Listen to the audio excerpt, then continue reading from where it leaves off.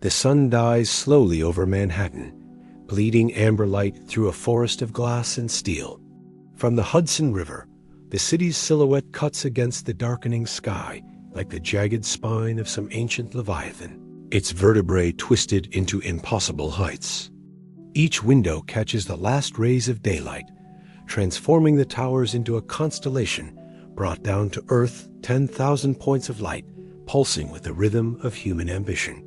But this is only the surface story. Beneath the gleaming facades and rushing crowds, beneath the honking taxis and the perpetual construction, lies another city entirely. It is a city of layers, each era stacked upon the last like sedimentary rock, each generation building upon the dreams and ruins of those who came before. The skyscraper is merely the latest chapter in an architectural saga that began long before the first Dutch sail appeared on the horizon. Stand at the base of the Empire State Building and look down. The sidewalk beneath your feet rests upon decades of forgotten foundations. Dig deeper, and you'll find the remnants of 19th century mansions, their ballrooms now serving as basements for hot dog vendors. Go deeper still, and the earth yields fragments of colonial cobblestone, Dutch pottery, and perhaps, if you're very lucky, a piece of worked flint that once belonged to the Lenape, the island's first architects. This vertical archaeology tells a story that few pause to consider. New York's architecture is not simply about reaching toward the sky. It's about the weight of time pressing downward, the accumulated dreams of 8 million souls crystallized in concrete and steel. Every building is a palimpsest, bearing traces of what came before, what might have been, and what is yet to come. As the city settles into night, the lit windows create patterns that shift and breathe. Office workers lean back in their chairs, 40 stories above the street, unaware that they sit atop a civilization as layered and complex as any archaeological site. The skyscraper, that most American of architectural forms, is in truth a vertical city, a condensation of human aspiration that reaches both upward toward the infinite and downward into the deep, dark soil of memory. The story of New York's architecture begins here in this moment of transition between day and night, between what is visible and what lies hidden, between the city we think we know and the city that dreams beneath our feet.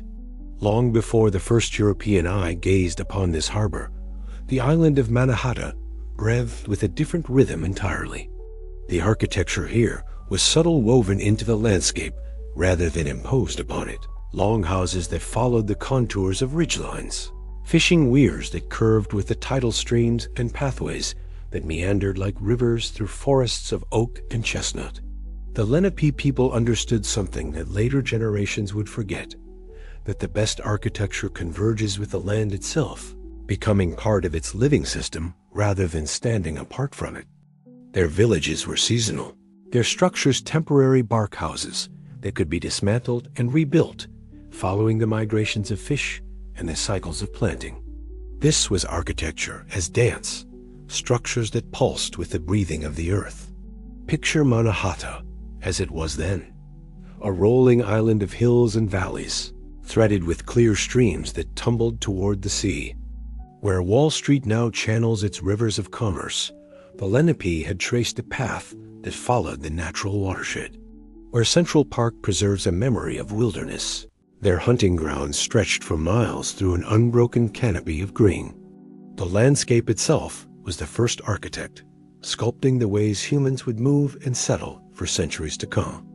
The deep water harbor that would later draw Dutch merchants and British fleets had already drawn the Lenape for thousands of years. The elevated ridge that would become the spine of Manhattan running roughly along what is now Broadway provided both refuge from floods and commanding views of approaching storms or enemies. In the winter months, when the wind cut sharp across the harbor, the Lenape built their homes with careful attention to shelter and warmth.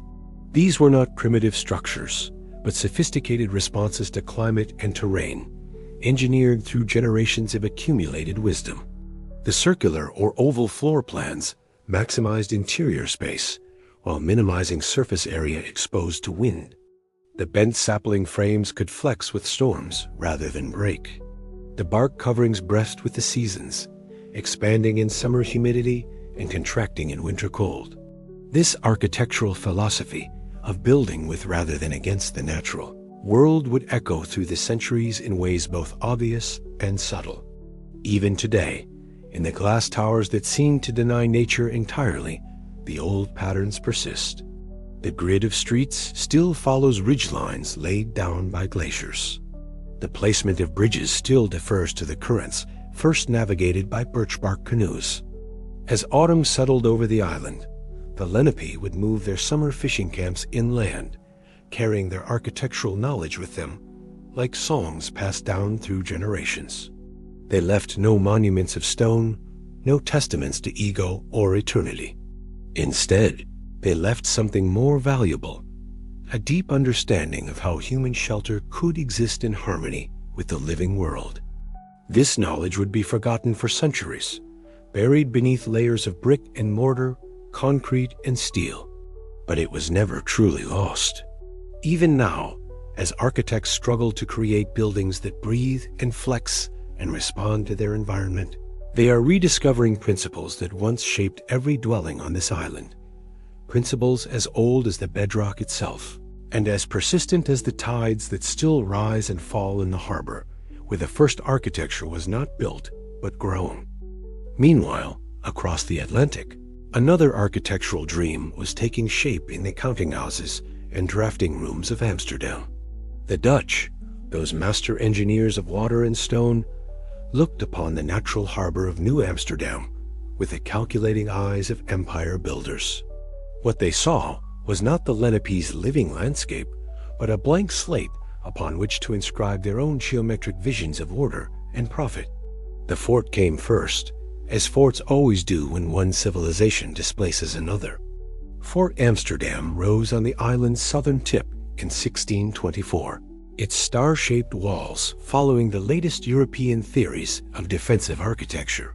Here was the first assertion of imported design over indigenous wisdom angular stone ramparts that ignored the natural flow of land and water, imposing instead the rigid geometries of old-world military science.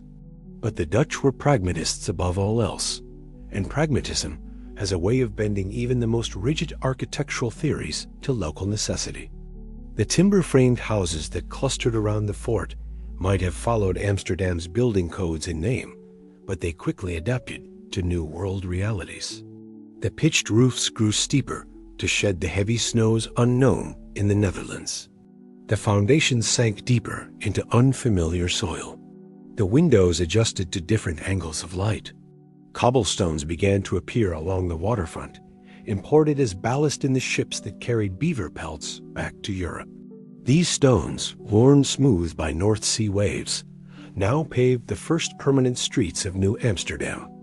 Each cobble was a small ambassador from the Old World, adapting to its new role in the architecture of commerce that would define this island for centuries to come. The Dutch East India Company's warehouses rose like functional cathedrals along the East River, their brick facades as spare and honest as a Vermeer interior. These were buildings without pretense walls that existed to hold goods, roofs that existed to keep out rain, windows positioned for light and ventilation rather than ornament. In their austere beauty lay the seeds of a particularly American architectural sensibility, the notion that function could be its own form of grace.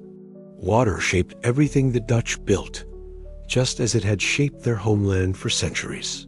They dredged canals and built bridges, creating a miniature Venice in the wilderness. The Broadway, now Broadway, began as a wide avenue to accommodate the movement of goods between the harbor and the farms spreading northward across Manhattan. Even then, the street followed the ridgeline that the Lenape had traced for generations, though the Dutch planners may never have known they were following an ancient path. As the colony grew, a curious architectural hybrid began to emerge. The Dutch brought their traditions of brick and tile, their love of gabled rooflines and geometric precision. But the abundance of New World timber tempted them toward experimentation. Frame houses appeared with Dutch proportions but New World materials, creating a vernacular architecture that belonged fully to neither continent. The defensive palisade that gave Wall Street its name represented the ultimate Dutch architectural statement, a wooden wall stretching from river to river, defending not just property, but an entire way of building and living. Behind this barrier, New Amsterdam could develop according to European principles of order and commerce. The wall stood for only a few decades, but its straight line across the island established a precedent that would echo through every future urban plan. Standing today where Fort Amsterdam once commanded the harbor, a visitor can still sense the Dutch architectural legacy in the city's bones.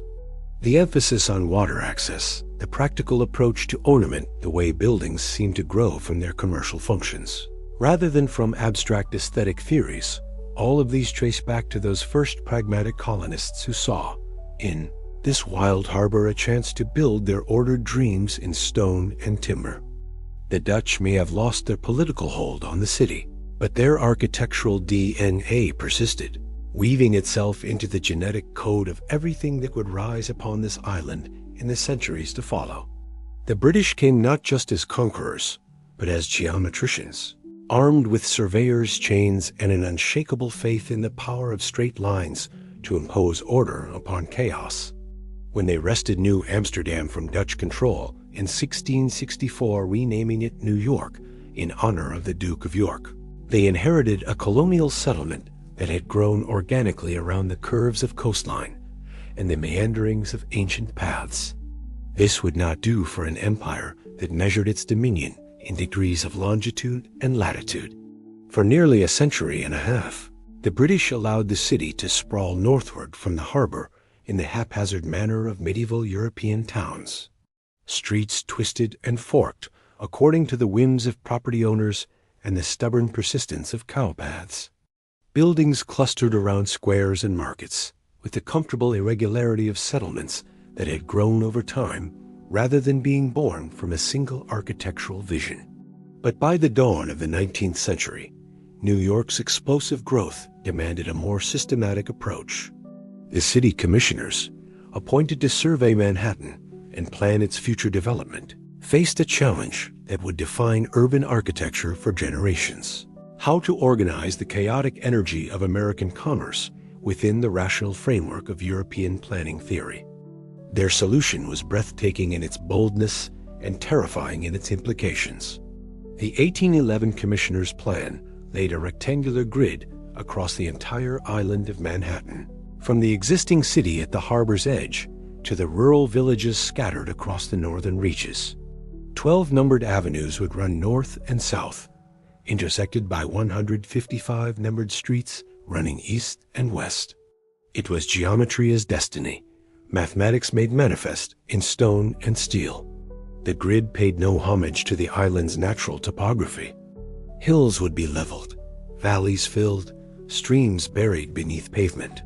The plan showed a almost willful blindness to the landscape that had shaped human settlement for thousands of years, imposing instead an abstract pattern that owed more to Roman military engineering than to any organic understanding of place. Yet there was something profoundly democratic about this architectural violence.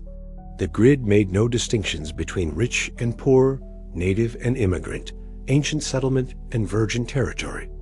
Every block was essentially identical, every corner equivalent to every other.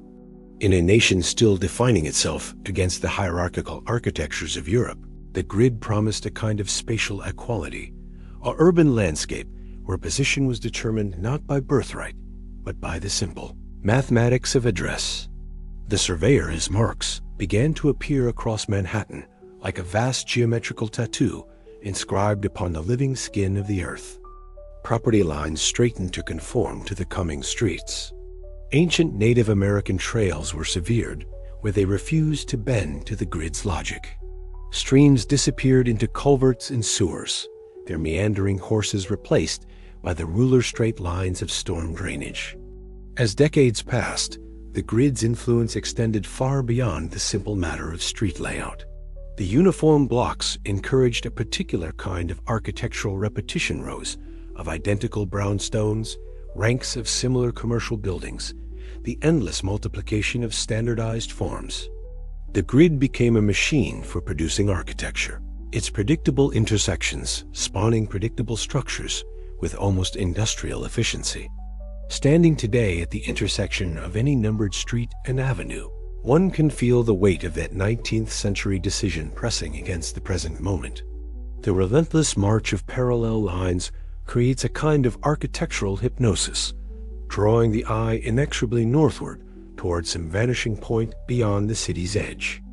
The grid has become so fundamental to New York's identity that it seems as natural as the bedrock beneath the streets, though in truth, it represents one of the most artificial impositions ever placed upon a natural landscape. The British Empire fell, but the British grid endured a geometric ghost that continues to shape every building, every street corner, every architectural decision made upon this island. In its rigid logic lies both the promise and the curse of American urban planning, the dream of rational order and the nightmare of absolute uniformity, forever locked in architectural tension beneath the open sky. Centuries earlier, in the quarries of New Jersey and Connecticut, geological pressure had been preparing Manhattan's most distinctive architectural signature.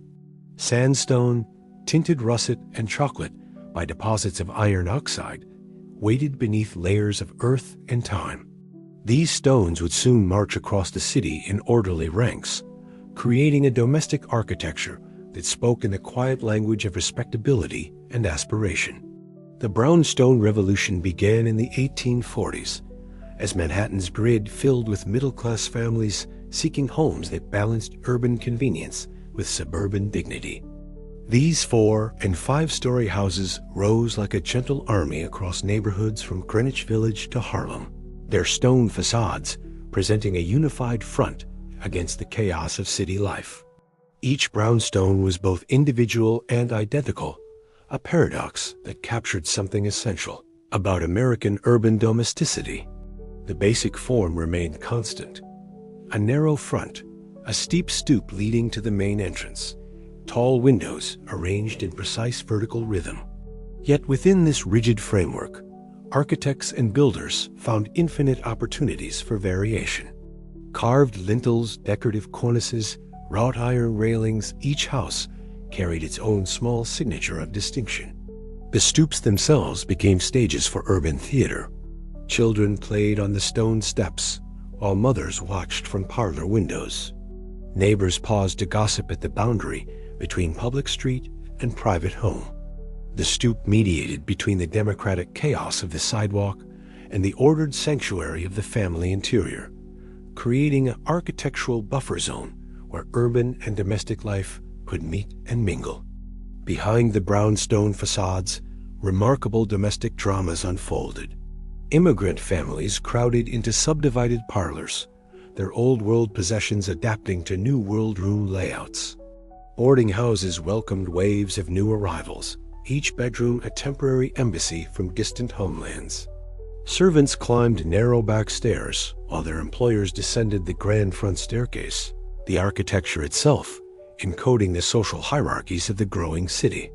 The uniformity of the brownstone streetscape created an unexpected form of urban intimacy.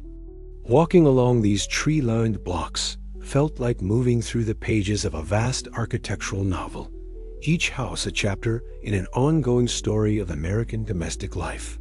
The repetitive rhythm of stoops and doorways created a visual music that transformed mere transportation into a kind of architectural promenade. Brooklyn embraced the brownstone with particular enthusiasm. Its expanding neighborhoods of Park Slope, Fort Greene, and Bedford-Stuyvesant becoming showcases for this distinctly American interpretation of European row house design. The Brooklyn brownstone developed its own subtle variations: wider lots, more elaborate garden spaces, front yards that softened the transition from private to public space. In Harlem, the brownstone took on additional layers of meaning as the neighborhood became a destination for African American families seeking better housing and educational opportunities. The same architectural forms that had housed German and Irish immigrants in the 1850s now welcomed new residents carrying different dreams but sharing the same faith in the brownstone as promise of stability and respectability. The construction of these thousands of nearly identical houses represented a revolution in architectural production. Builders developed systems of standardization that allowed them to construct entire blocks with almost industrial efficiency while maintaining the illusion of handcrafted individuality. The brownstone became architecture as product, a domestic commodity that could be replicated across neighborhoods and decades.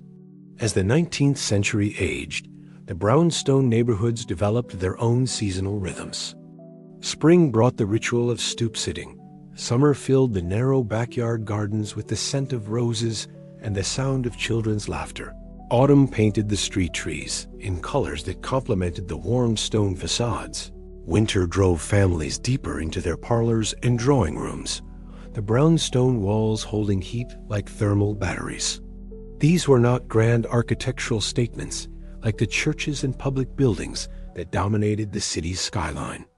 Instead, the brownstone spoke in whispers, subtle variations in window treatment, modest differences in doorway design, the gentle accumulation of small domestic details that distinguished one family's aspirations from another's. In their quiet dignity lay a particular kind of architectural poetry, one that celebrated the ordinary ambitions of ordinary people seeking to build extraordinary lives within the expanding grid of the American city. But another possibility emerges as we move deeper into the 19th century, one that would transform architecture from craft to industry, from stone and timber to something entirely new. In the foundries of Lower Manhattan, molten iron was being poured into molds that would revolutionize the very meaning of building. Cast iron arrived in New York like a messenger from the future, carrying promises of strength, economy, and previously impossible architectural forms. The forges of SoHo glowed through the night, producing not just functional building components, but ornamental elements of startling complexity and beauty. Suddenly, a modest commercial building could afford facades that rivaled European palaces, their iron columns and cornices cast from the same molds that had produced decorative elements for the wealthy elite. The Hallmark Building rose in 1857 at the corner of Broadway and Broome Street, its 5 stories of iron and glass representing a quantum leap in architectural possibility. Here was a structure that seemed to defy the traditional logic of masonry construction walls that were too thin, openings that were too large, ornamental details that were too intricate for stone carving, yet reproduced with mechanical precision in iron. Walking through SoHo today, a careful observer can still read the revolution written in cast iron. The facades seem almost impossibly delicate, their iron columns no thicker than tree trunks, supporting entire floors of merchandise and machinery. The large windows flood the interiors with light, creating spaces that feel more like outdoor markets than enclosed buildings. This was architecture as transparency, as revelation rather than concealment. The iron buildings spoke a new architectural language, one of repetition and standardization, but also of surprising elegance. A single decorative mold could produce hundreds of identical elements, allowing modest commercial buildings to achieve levels of ornamentation that would have bankrupted their owners if executed in carved stone. The democracy of mass production extended to architecture, making beauty accessible to the merchant class for the first time in human history. Behind these innovations lay a deeper transformation in how Americans thought about building itself. Iron construction required new kinds of architectural collaboration between architects and engineers, between designers and foundry workers, between artistic vision and industrial capability. The old guild system of master craftsmen gave way to something more systematic and scalable. The speed of iron construction astonished contemporary observers. Buildings that would have required years of stone carving and masonry work could be erected in months once the iron components were cast and delivered to the site. The city began to rebuild itself at an accelerated pace, older structures giving way to iron successors with the regularity of seasonal change.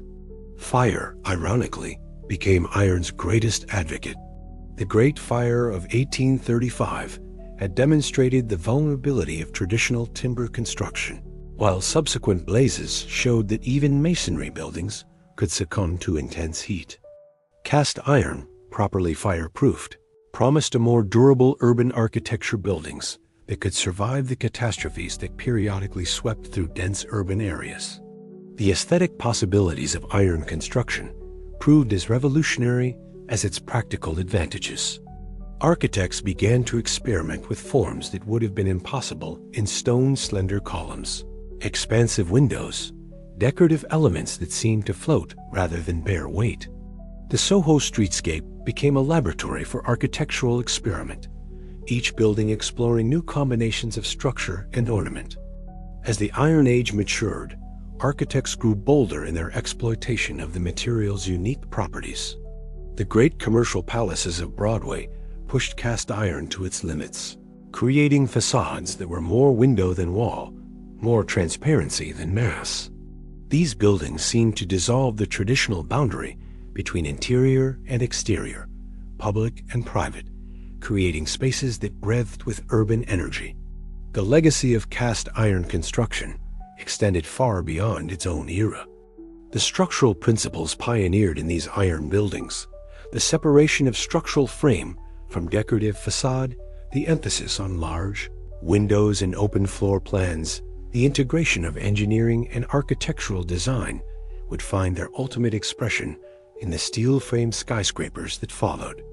In the iron buildings of SoHo, the genetic code of modern architecture was already writing itself in metal and glass. Standing today among these iron survivors, their facades cleaned and restored to their original luster, one can sense the moment when American architecture turned a corner into modernity, when building became less about the accumulated wisdom of traditional craft and more about the systematic application of industrial technology to the ancient human need for shelter. As the climate shifted from the horizontal expansion of the 19th century to the vertical ambitions of the 20th, New York's skyline began its famous ascent toward the clouds.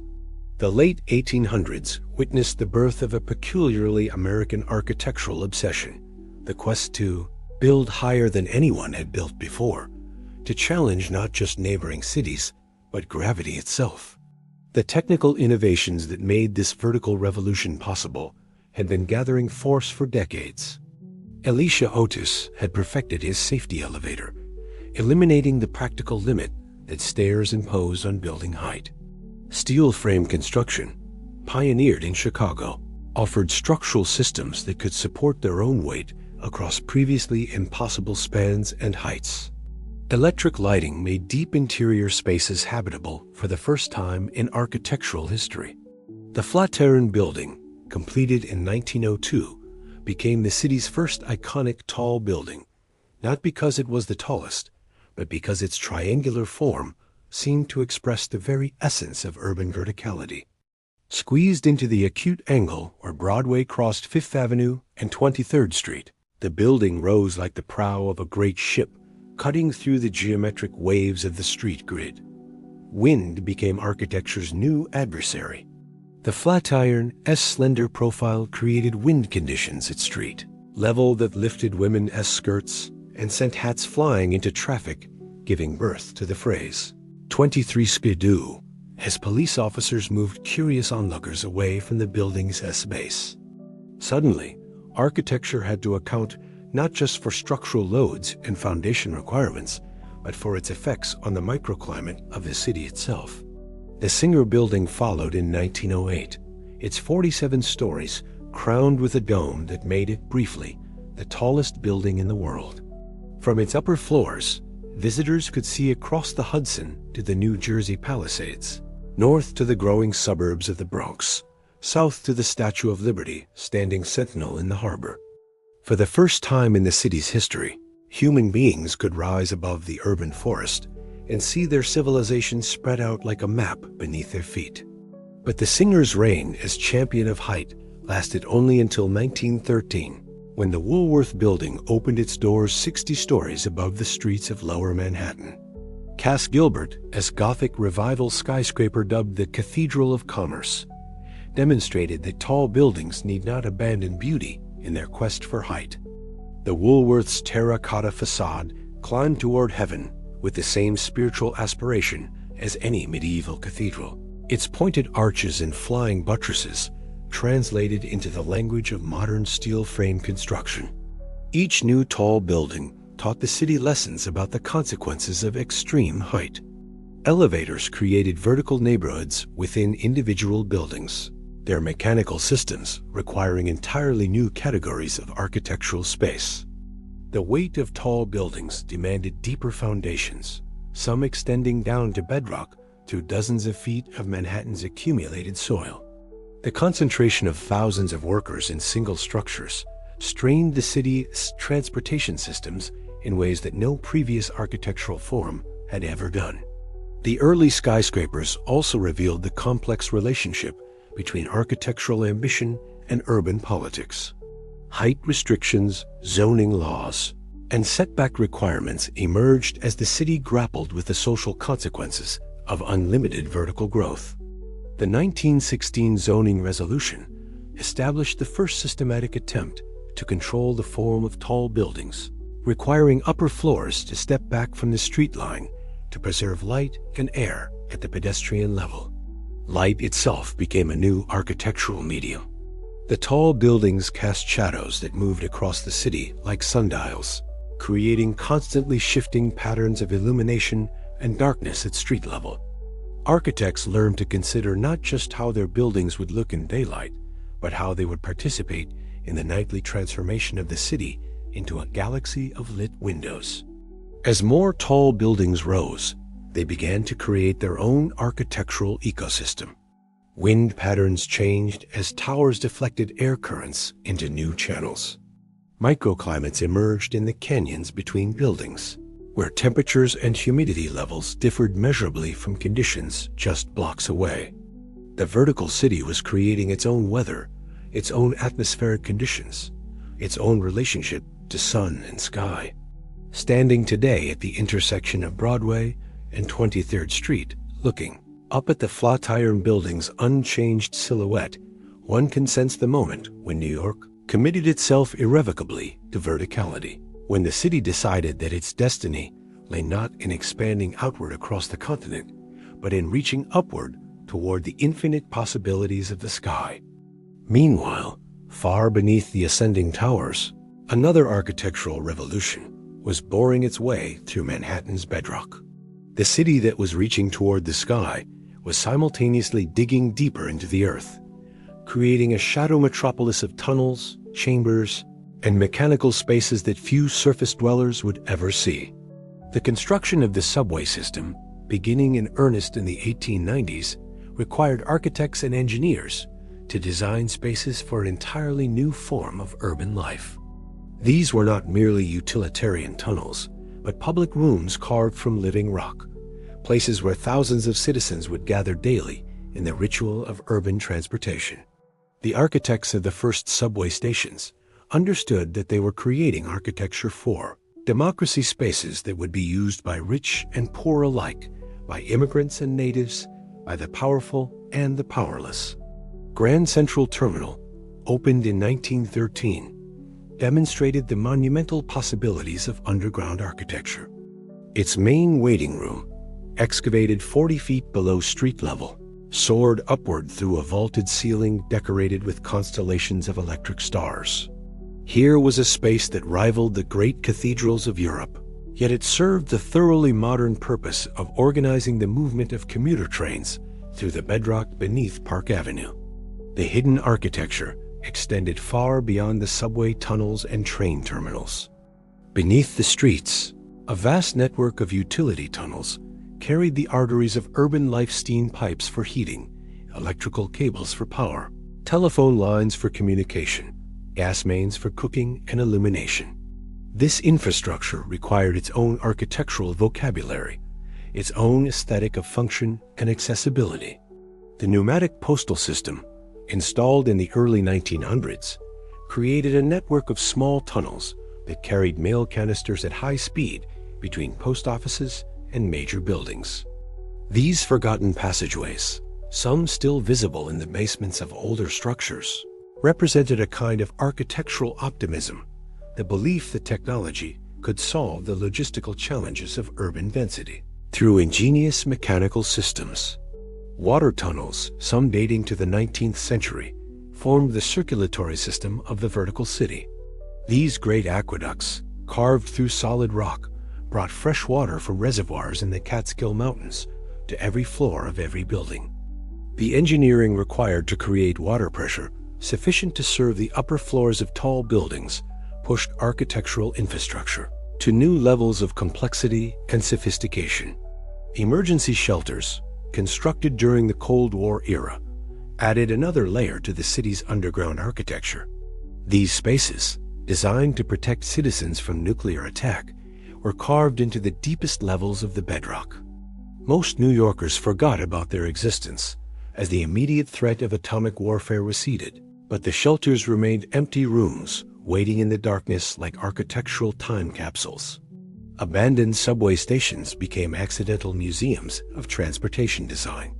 The City Hall station, closed to passenger service in 1945, preserves the decorative tilework and vaulted ceilings of the subway system's elegant early period. These ghost stations, accessible only to urban explorers and maintenance workers, offer glimpses of architectural roads, not taken design possibilities that were abandoned as the system evolved toward purely functional priorities. The infrastructure of underground New York required constant maintenance and periodic renewal, creating a shadow economy of workers who knew the city's hidden geography better than most. Residents knew their own neighborhoods. These tunnel workers, electricians, and system operators moved through architectural spaces that existed in permanent twilight, their work maintaining the mechanical systems that kept the surface city functioning.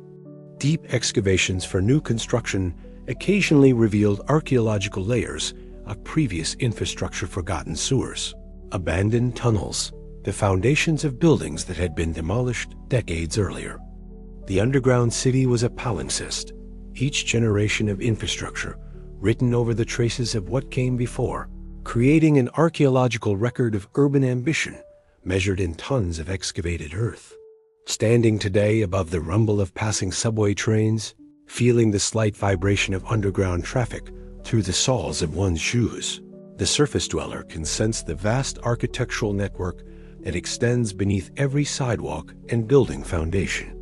The city's vertical ambitions were made possible by its willingness to dig equally deep, to create architectural infrastructure that matched the scale of its skyward-reaching towers. As the Great Depression settled over America like a suffocating blanket, New York chose to respond with an act of architectural defiance that would define the city's character for generations. The Empire State Building rose from its Midtown foundation during the darkest economic period in American history, its construction becoming not just an engineering marvel, but a symbol of national determination to build toward a better future. The speed of construction astonished even veteran builders. Ground was broken in March 1930, and by May 1931, just 13 months later, the building stood complete at 1,250 feet, its Art Deco crown catching the morning light like a beacon of mechanical optimism. The construction crews worked with military precision, assembling the steel frame at a rate of 14 floors per week, turning the building into a vertical factory for the production of architectural space. Each morning, thousands of workers rode construction elevators up the building's growing spine, their lunch pails and toolboxes carrying the daily necessities of high-altitude labor. The riveters worked in teams, heating steel bolts to white-hot temperatures and driving them into place while the metal was still malleable. The sound of their hammers created a percussive symphony that echoed across Midtown, the rhythm of human ambition made audible in steel and flame. The Empire State Building's design compressed decades of skyscraper evolution into a single architectural statement.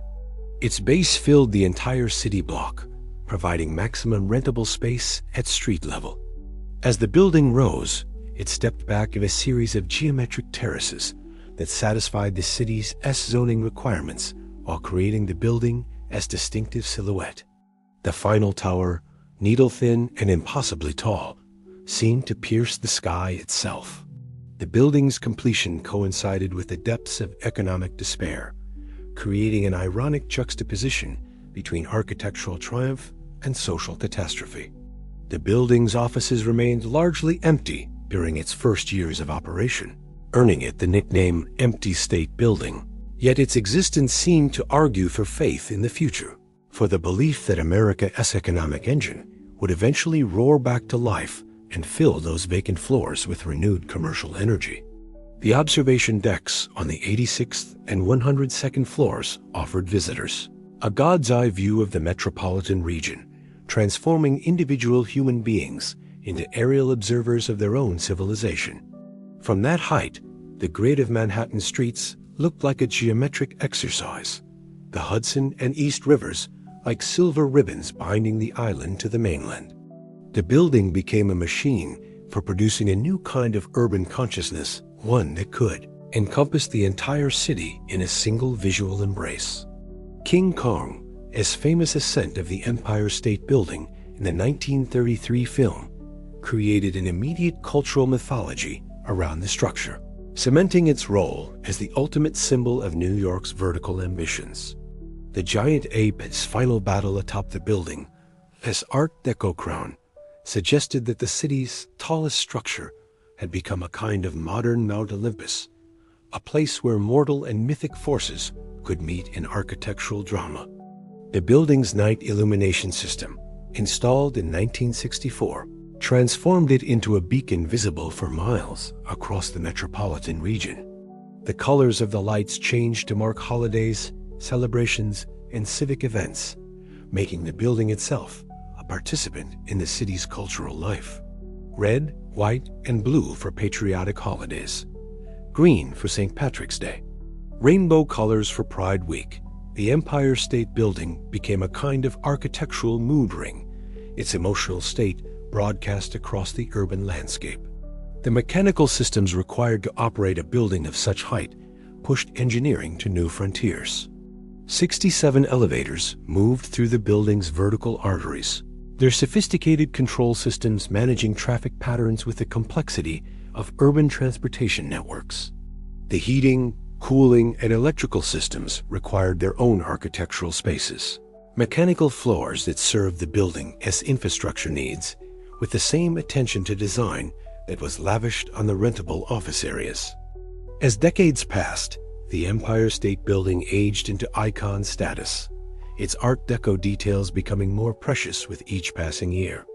The building survived changes in architectural fashion, economic cycles, and urban transformation, maintaining its position as both functional office building and symbolic representation of New York's eternal aspiration to reach beyond the possible.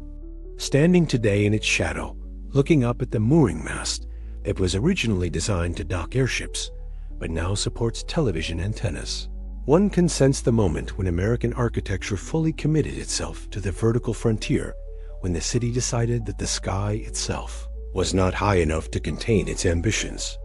As the 1920s roared toward their spectacular conclusion, Manhattan's skyline became a battlefield where architectural egos clashed in competitions of height, style, and technological innovation. The city's most prominent architects waged war with blueprints and building permits, each seeking to create the tower that would define the age and immortalize its creator's name in steel and stone. The Chrysler Building rose like a monument to automotive ambition, its Art Deco silhouette celebrating the machine age with unprecedented architectural exuberance. William Van Allen designed every detail to evoke the streamlined aesthetics of the automobile, from the hubcap-inspired ornaments to the radiator grille patterns worked into the metalwork. The building's crown, sheathed in gleaming stainless steel, caught the light like polished chrome, transforming a functional structure into a giant piece of automotive sculpture. The famous spire, assembled in secret within the building and then raised through the roof in a dramatic architectural surprise, represented more than mere ornamental flourish. It was a calculated stroke in the height competition, elevating the Chrysler Building to 1,046 feet and briefly claiming the title of world's tallest structure. The spire's Art Deco eagles, wings spread as if ready to take flight, seemed to embody the soaring optimism of an America that believed technology could solve any problem and reach any height. Across town, the architects of Rockefeller Center were planning an even more ambitious project, not just a single tall building, but an entire complex of towers that would redefine the possibilities of urban architecture. The centerpiece, 30 Rockefeller Plaza, rose without ornamental flourishes or competitive gestures, its austere limestone facade expressing a different architectural philosophy entirely. This was modernism in its most confident form, architecture stripped of historical references and decorative excess. The competition extended beyond mere height to encompass entire aesthetic philosophies. The Chrysler Building represented the last flowering of architectural ornament, its surfaces covered with decorative metalwork that celebrated craftsmanship and artistic tradition. Rockefeller Center pointed toward a more austere future, one where architectural beauty emerged from proportion, materials, and spatial relationships rather than applied decoration. The construction of these competing towers occurred simultaneously, their steel frames rising through the Manhattan sky like mechanical mountains in a race toward the clouds. Construction workers became unwitting participants in the architectural competition, their daily labor determining which building would top out first, which architect would claim temporary victory in the struggle for skyline supremacy. The stock market crash of October 1929 occurred as these buildings neared completion, creating an eerie counterpoint between architectural triumph and economic catastrophe. The towers that had been conceived as monuments to American prosperity now stood as tombstones for an era of seemingly unlimited economic expansion. Yet their construction continued, providing employment for thousands of workers and serving as symbols of faith in the nation's eventual recovery. Radio became a crucial factor in the skyscraper wars as broadcasting technology required tall antennas and elevated transmission points. The Empire State Building's original mooring mast was quickly repurposed as a broadcasting tower, while other tall buildings competed to house radio stations and television transmitters. Height, originally pursued for prestige and rentable space, now served the practical needs of mass communication. The architectural press chronicled every development in the skyline competition, their pages filled with photographs of steel frames rising against cloudy skies and detailed analyses of the latest innovations in elevator technology, fireproofing systems, and foundation engineering. The skyscraper had become not just architecture, but entertainment, a form of civic theater that played out against the urban landscape. Public observation decks turned the tall buildings into tourist destinations, allowing ordinary citizens to participate vicariously in the architectural competition by ascending to heights previously reserved for construction workers and building maintenance staff. The city began to market its skyline as a tourist attraction, encouraging visitors to experience the thrill of vertical ascent and aerial perspective. As the 1930s progressed, the aesthetic battle between Art Deco excess and modernist restraint gradually resolved in favor of the latter. The Chrysler Building's ornamental exuberance began to seem dated, a relic of an earlier era's faith in decorative abundance. Rockefeller Center's disciplined modernism pointed toward the future, toward an architectural aesthetic that would dominate the post-war era. Standing today among these architectural monuments to competitive ambition, one can sense the moment when New York's skyline became a conscious work of art, when the city's builders realized that they were creating not just individual buildings, but a collective urban sculpture that would define the metropolis for generations to come. High above the pedestrian river of Fifth Avenue, where tourists crane their necks and office workers hurry past without looking up, a parliament of stone faces maintains its eternal vigil over the city. These are the forgotten guardians of New York's skyline gargoyles, grotesques, and architectural sculptures that cling to cornices and crouch on building edges, their weather-worn features holding secrets from an age when buildings were expected to possess not just function, but personality. The Chrysler Building's eagles spread metallic wings that catch the afternoon light, their Art Deco forms frozen in permanent flight. Each bird was cast in stainless steel and positioned with mathematical precision to create the building's distinctive crown, yet, from street level, they appear as living creatures that might at any moment abandon their architectural perches and soar across the urban canyon. Gargoyles, in the medieval sense, functional waterspouts that channel rainwater away from building walls, are rare in New York's architectural bestiary. Most of the city's stone creatures serve purely decorative purposes, their snarling faces and twisted bodies expressing the whimsical side of otherwise serious commercial architecture. They represent moments when architects allowed imagination to override pure utility, when buildings were permitted to dream in stone. The Dakota apartment building, completed in 1884, bristles with architectural fauna-carved faces peer from window lintels. Stone flowers bloom in perpetual spring, and mythical creatures emerge from corners where walls meet sky.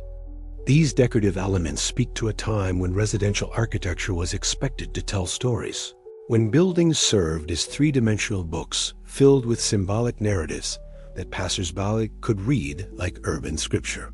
Many of the city's gargoyles and grotesques were carved by immigrant craftsmen who brought old-world techniques to new-world construction projects. Italian stone carvers, German woodworkers, and Irish stonemasons inscribed their cultural memories into the facades of Manhattan buildings, creating architectural immigration record written in marble and limestone. The Woolworth Building's Gothic Revival facade supports a medieval menagerie updated for the 20th century. Grotesque faces peer from between the pointed arches, their expressions mixing humor with mild menace. Cass Gilbert's architects encouraged the stone carvers to include contemporary references in their work, creating an architectural time capsule where medieval gargoyles share space with figures representing modern commercial life. Weather has been both enemy and artist to these stone sentinels. Acid rain, temperature extremes, and urban pollution have softened their features over the decades, giving many of them the appearance of ancient artifacts rather than century-old architectural ornaments. Some faces have eroded beyond recognition, their original expressions lost to time and atmospheric chemistry.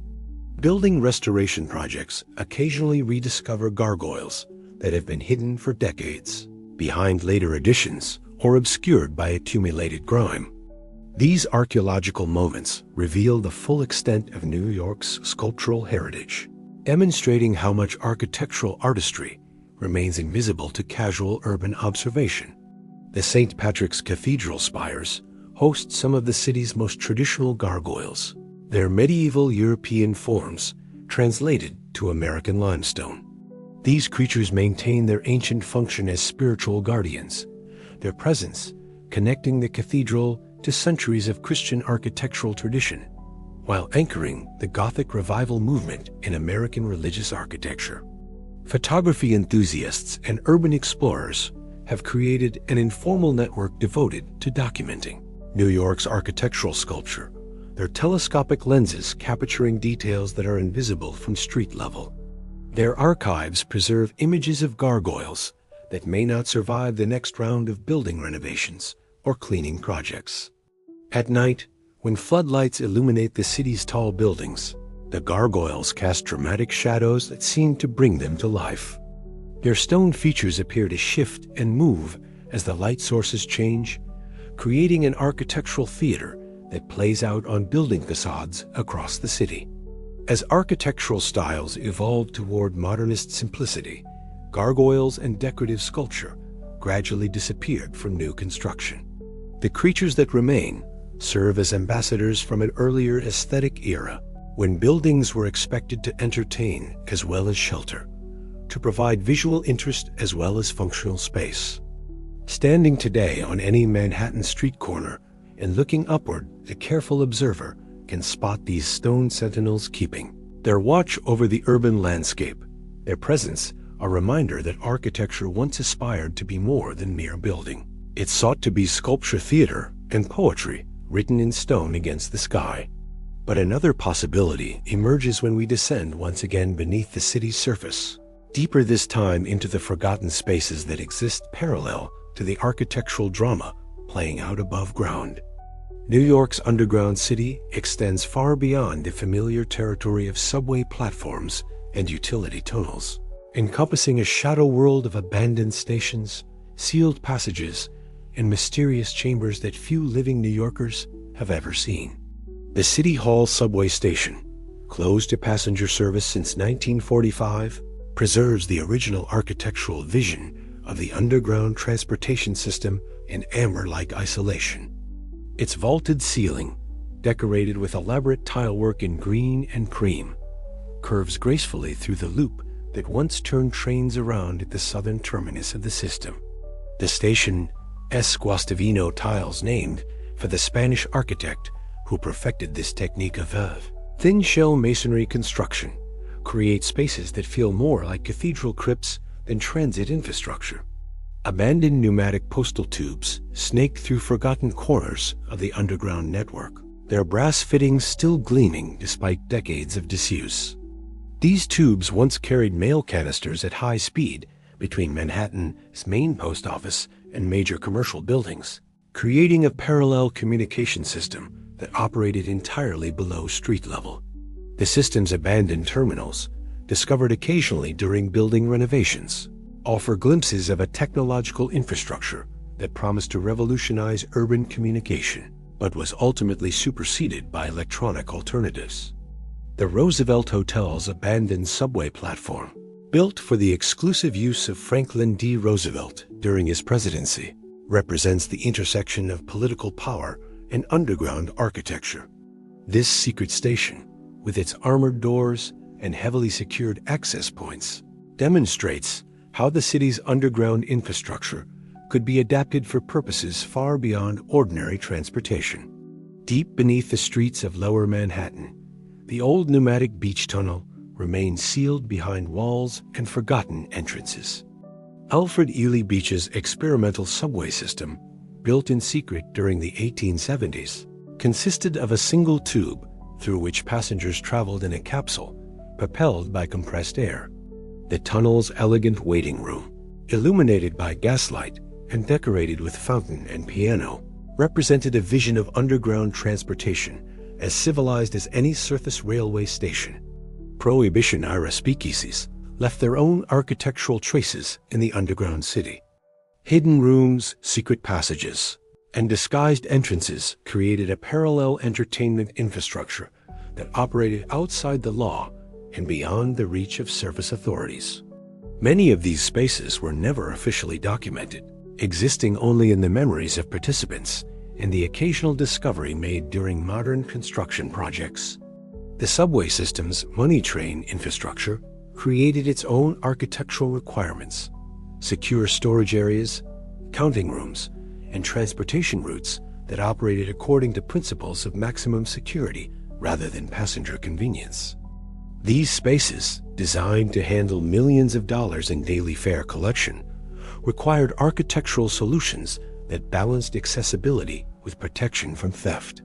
Steam tunnels carry heat from central generating plants to buildings throughout Midtown and Lower Manhattan, creating a network of passages that exist in permanent tropical climate regardless of surface weather conditions.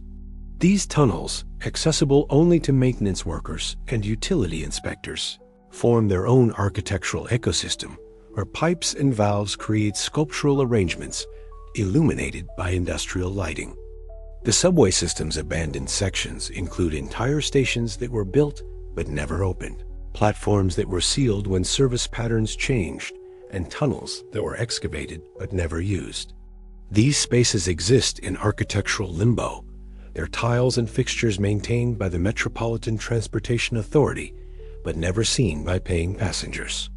Beneath Grand Central Terminal, a network of private tunnels connects the station to surrounding hotels and office buildings, allowing VIPs to move through the city without appearing on public streets. These passages, some dating to the station's original construction, create a parallel transportation system for those who require discretion or security in their urban movements. The underground city includes natural features as well as human-made ones. Springs that once supplied fresh water to Native American settlements still flow beneath the pavement, their courses channeled into storm drains and sewers, but never completely eliminated. Streams that appeared on Dutch colonial maps continue to flow underground, their presence marked only by subtle changes in building foundation requirements and occasional flooding problems. Archaeological excavations for new construction periodically reveal layers of earlier infrastructure, forgotten sewers, abandoned utility lines, and the foundations of buildings that were demolished generations ago. These discoveries create accidental museums of urban development, each excavation site offering glimpses of the city's architectural palimpsest. Standing today above a subway grating, feeling the warm air rising from the tunnels below, the surface dweller can sense the vast architectural network that parallels and supports the visible city. The underground metropolis operates according to its own rhythms and requirements. Its space is designed for purposes ranging from transportation to communication to simple survival, creating a hidden foundation upon which the vertical city depends for its very existence. As the climate shifted from the chaos of global war to the optimism of peacetime prosperity, New York's architects embraced a radically new vision of what cities could become. The international style arrived on Manhattan's shores like a messenger from the future, carrying blueprints for a vertical utopia built from steel, glass, and unlimited faith in technological progress. The United Nations headquarters, completed in 1952, rose like a crystalline monument to international cooperation on the East River waterfront. Its 39-story glass facade reflected both sky and water, creating a building that seemed to dissolve the boundaries between interior and exterior space. The structure embodied the modernist dream of architecture as social engineering, the belief that the right kind of building could encourage the right kind of human behavior, that glass walls could promote transparent diplomacy, that clean lines could inspire clear thinking. Le Corbusier's influence permeated the building as design philosophy, even though his more radical proposals for the site were rejected by the UN's Architectural Committee. His vision of cities organized around soaring towers set in open parkland found expression in the headquarters' relationship to its East River site, where the glass slab emerged from carefully landscaped grounds like a sculpture in a meditation garden. The Seagram building, completed in 1958, demonstrated how international-style principles could transform commercial architecture into high art. Mies van der Rohe's bronze and glass tower rose from a granite plaza with mathematical precision, its setback from Park Avenue, creating public space that served the city while advertising the corporation's civic-mindedness. The building as structural honesty, its steel frame clearly expressed in the bronze mullions of its curtain wall, represented a new aesthetic philosophy that found beauty in the frank expression of building systems rather than in applied ornament. Floor-to-ceiling windows became the signature element of the new architectural vocabulary, flooding interior spaces with natural light while providing occupants with unprecedented views of the surrounding city. These glass walls promised to democratize the urban vista, making spectacular city views available to office workers rather than reserving them for penthouse apartments and private clubs. The curtain wall system revolutionized both the appearance and the construction process of tall buildings. These lightweight facades, hung from the building's structural frame like glass clothing, could be assembled with industrial efficiency while providing weather protection and visual continuity. The technology allowed architects to conceive of building skins as independent systems, creating possibilities for experimentation with transparency, reflection, and the play of light across urban surfaces. Air conditioning made the glass buildings habitable, creating artificial climates that remained constant regardless of seasonal changes or urban heat island effects.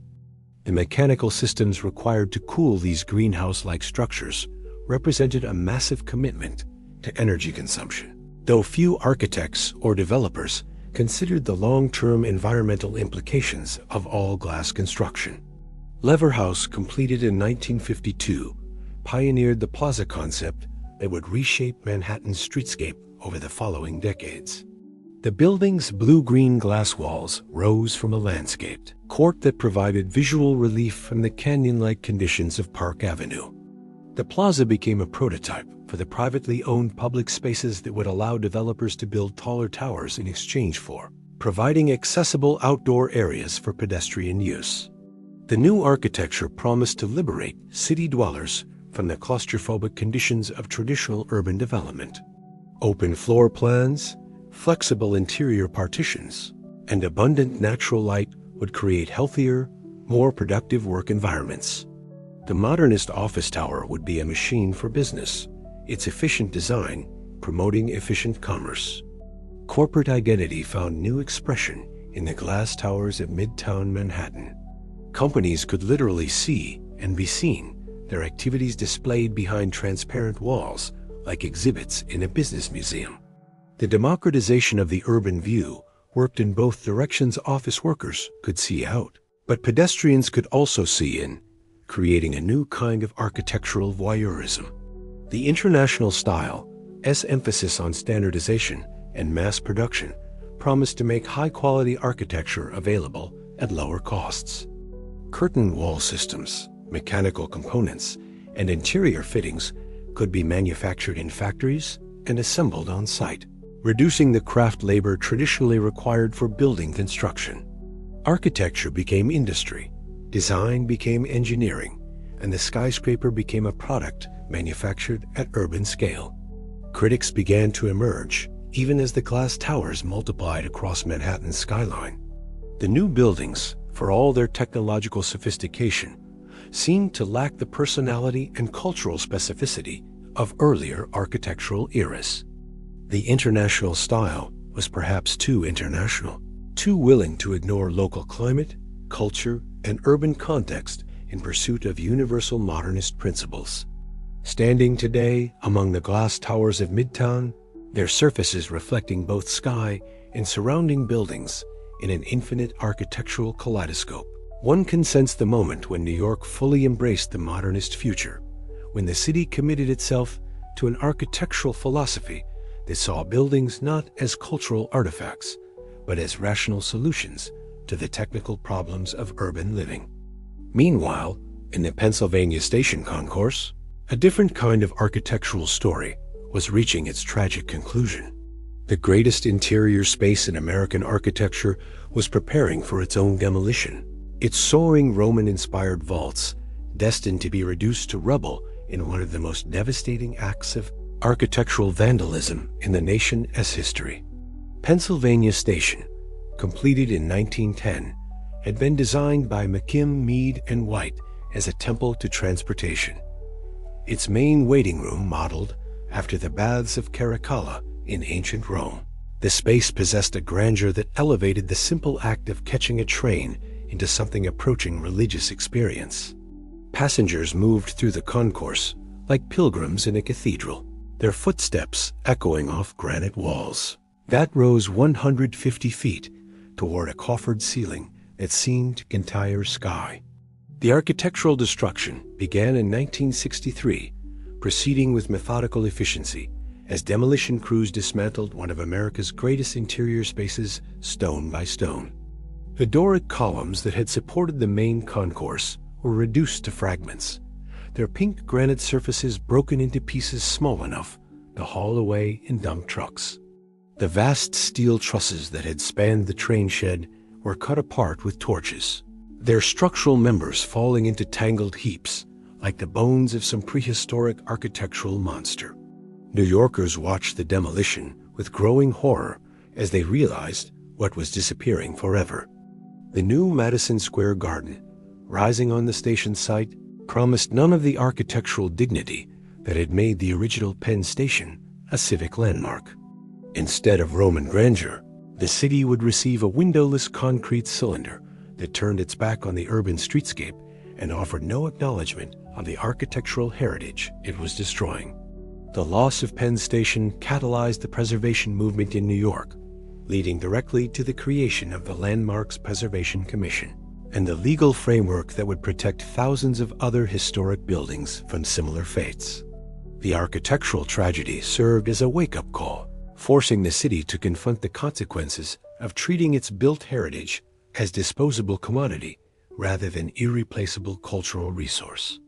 Other architectural casualties of the modernist era joined Penn Station in the cemetery of lost buildings. The old Metropolitan Opera House, with its horseshoe auditorium and gilded boxes, was demolished in 1967 to make way for an office tower. The Singer Building, briefly the tallest in the world, was razed in 1968, its elegant facade replaced by a banal glass box that acknowledged no architectural history beyond the recent past. The Biltmore Hotel's main lobby, where generations of travelers had met under the famous clock, disappeared into redevelopment schemes that valued square footage over civic memory. The old Savoy Plaza Hotel, the original Astor Hotel, and dozens of other architectural landmarks vanished into the past, their destruction creating voids in the city as visual and cultural landscape that could never be filled by their bland replacements.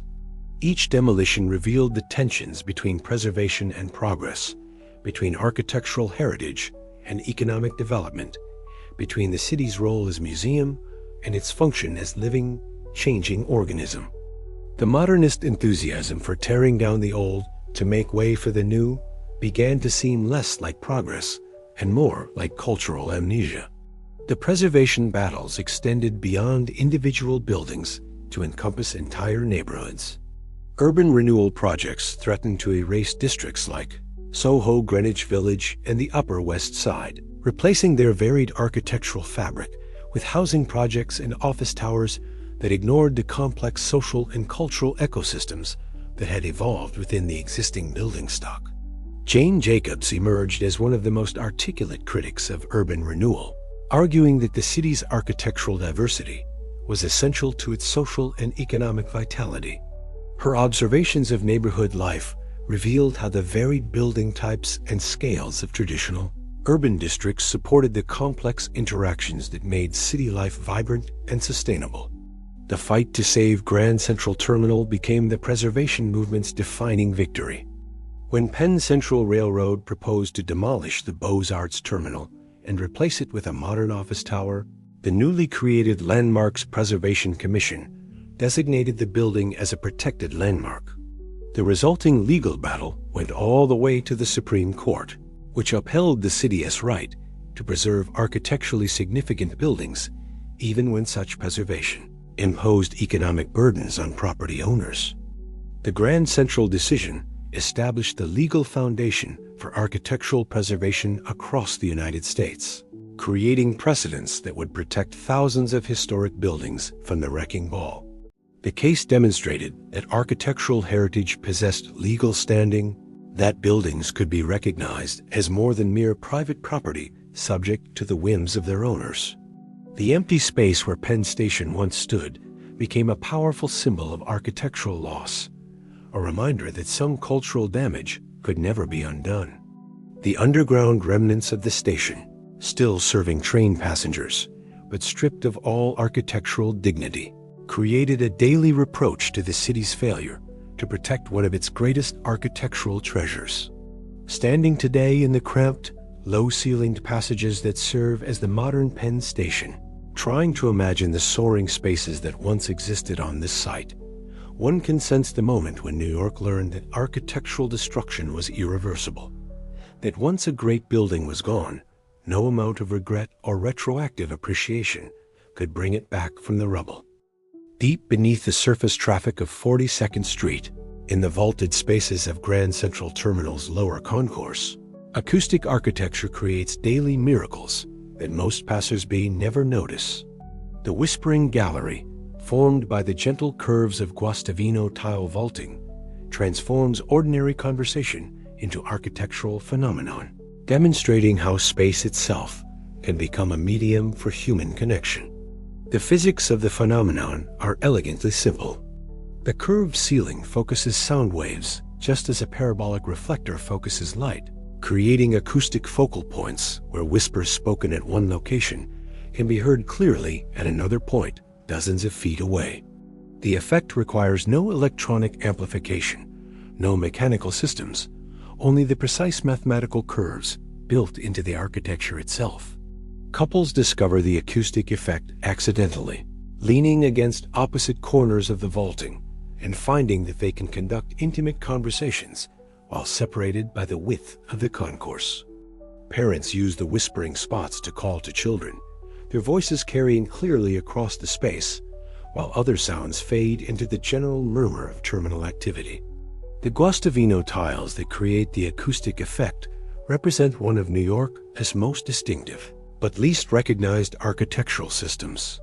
Raphael Guastavino and his son developed techniques for creating self-supporting tile vaults that could span large spaces without the steel framework typically required for such construction. Their thin shell masonry created both structural and acoustic properties that were impossible to achieve with conventional building techniques. The tiles themselves tell stories of architectural craftsmanship that has largely disappeared from contemporary construction. Each piece was shaped by hand, fitted into place without mechanical lifting equipment, and secured with mortar that bonded the individual elements into unified structural shells. The resulting surfaces possess a warmth and texture that machine-made materials cannot replicate. The acoustic properties of the Whispering Gallery change throughout the day as the terminal's activity patterns shift. During rush hours, when thousands of commuters move through the space, the background noise level rises and the whispering effect becomes more difficult to detect. In the quiet hours of late evening, when the concourse empties of travelers, even normal conversational voices seem to carry with unusual clarity. Maintenance workers who spend their careers in the terminal develop an intimate knowledge of its acoustic peculiarities. They know which locations offer perfect sound transmission, which surfaces create the clearest echoes, and how the space's acoustic properties change when cleaning equipment is running or when construction projects alter the geometry of the vaulting. The Whispering Gallery demonstrates how architectural spaces can create unintended social interactions. Strangers often discover the acoustic effect together, their surprise at the phenomenon creating momentary connections between people who might otherwise pass each other without acknowledgement. The space becomes a catalyst for urban sociability, using physics to overcome the social barriers that typically characterize metropolitan life. Acoustic architects study the Whispering Gallery as an example of how building geometry can be designed to enhance specific sound transmission properties. The terminal's acoustic success has influenced the design of concert halls, theaters, and other performance spaces where the shape of the enclosure directly affects the quality of the auditory experience. The persistence of the acoustic effect through decades of terminal renovation demonstrates the durability of well-designed architectural systems. While electronic displays, fluorescent lighting, and modern retail installations have transformed the visual character of Grand Central, the underlying acoustic properties remain unchanged, preserved in the permanent geometry of the Guastavino vaulting. Children often discover the Whispering Gallery's properties intuitively, testing its acoustic possibilities with games and experiments that adults might consider too undignified for public spaces.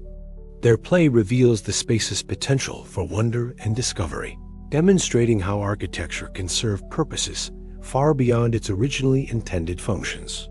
The phenomenon connects Grand Central to a tradition of acoustic architecture that stretches back to ancient amphitheaters and cathedral design. The terminal's acoustic properties link it to St. Paul's Cathedral in London, to the Whispering Galleries of the Capitol Dome in Washington, and to dozens of other spaces where architects have discovered how to make geometry serve sound. Standing today in the Whispering Gallery, speaking softly to the curved wall, and hearing one's voice return transformed by the architecture itself, the visitor experiences a moment of direct connection with the building's hidden properties, a reminder that the built Environment possesses qualities and capabilities that extend far beyond the merely visual, that architecture can engage all the senses in the creation of memorable human experience. As the climate shifted toward the twilight of the 20th century, New York faced its greatest architectural challenge yet: how to build monuments that could serve both practical needs and symbolic aspiration, structures that would stand as testaments to human achievement while acknowledging the city's vulnerability to forces beyond architectural control. The World Trade Center towers, completed in the early 1970s, rose from the financial district like monolithic bookends bracketing the southern tip of Manhattan. Their minimalist facades, uninterrupted walls of steel and glass, stretching 110 stories toward the sky, represented the ultimate expression of international-style rationalism. Architecture reduced to its most essential elements of structure, enclosure, and vertical circulation.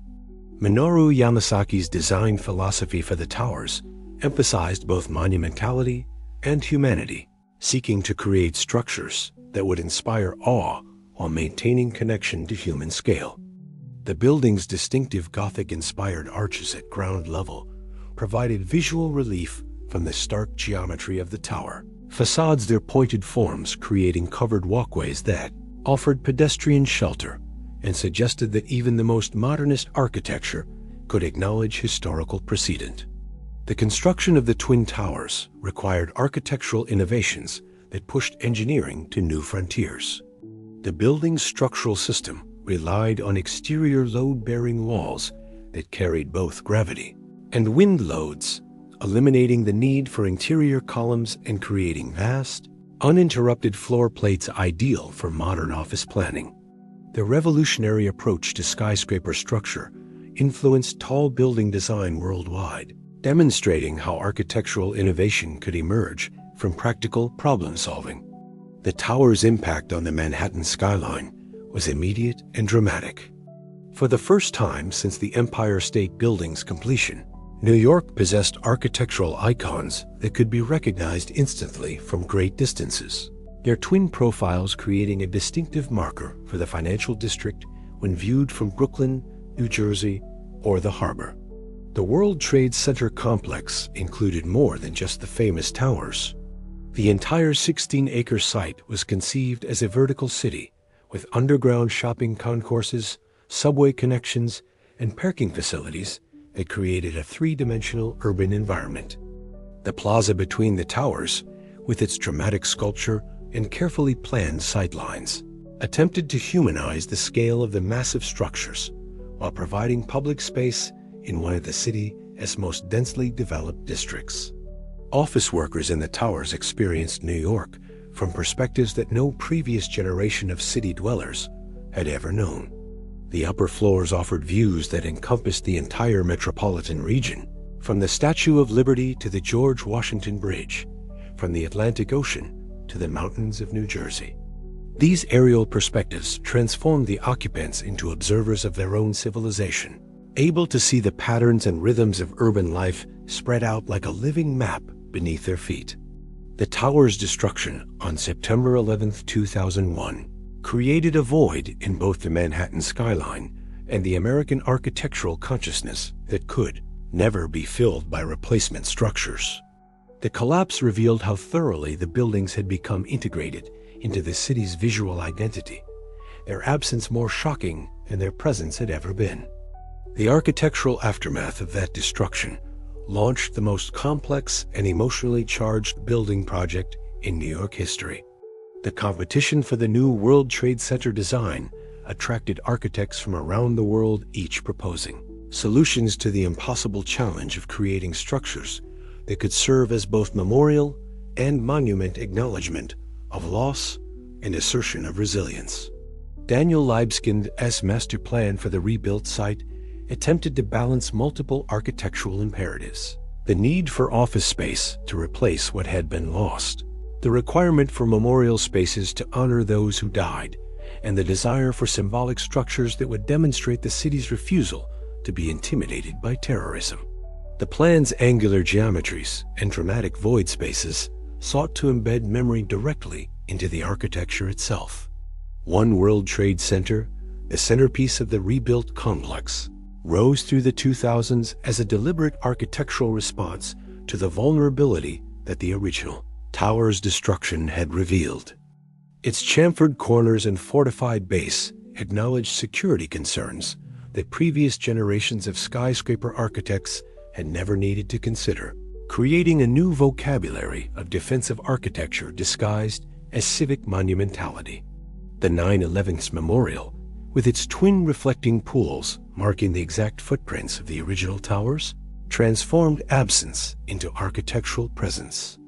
The waterfalls cascading into the voids created by the tower's foundations generated both sound and movement, using water to fill spaces that could never be occupied by structure. The memorial demonstrated how architecture could memorialize loss through the careful orchestration of void and solid, presence and absence. The rebuilding process revealed how thoroughly architecture and politics had become intertwined in the 21st century. Every design decision was subjected to public debate, community review, and political negotiation, transforming the architectural process into a form of civic democracy that included voices far beyond the traditional architectural profession. Standing today at the edge of the memorial pools, looking up at the new tower rising beside them, one can sense the moment when New York architecture was forced to confront its own mortality, when the city learned that even its most monumental structures existed within time, subject to forces that no amount of steel and concrete could ultimately resist. But another possibility emerges when we turn our attention to the edges of Manhattan, where the city meets the rivers that define its island geography. The waterfront architecture of New York tells a story of transformation as dramatic as any played out in the vertical theater of the skyline, a narrative of working harbor giving way to residential luxury, of industrial infrastructure reimagined as recreational amenity. The great piers that once extended into the Hudson River like wooden fingers reaching toward the horizon served as the city's primary interface with the maritime world for more than a century. These massive timber structures, some stretching more than 1,000 feet into the river, were architectural marvels of their own era, engineering solutions that allowed ocean-going vessels to dock alongside a Manhattan that possessed no natural deep-water harbor at its shoreline.